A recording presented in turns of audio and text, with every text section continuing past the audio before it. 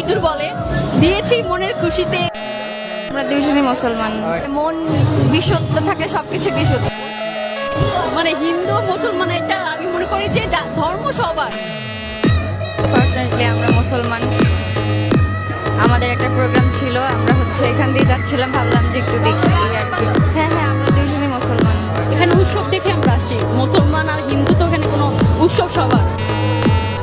আজ পর্যন্ত কোনোদিন মুসলমানদের উৎসব শবে বরাত একটা হিন্দু মসজিদে দেখার জন্য আসলো না।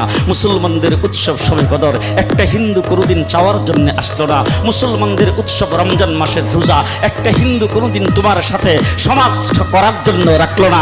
একটা হিন্দু কোনোদিন তোমার ঈদের নামাজে আসলো না। একটা হিন্দু কোনোদিন তোমার সাথে জুমার নামাজে অংশগ্রহণ করলো না।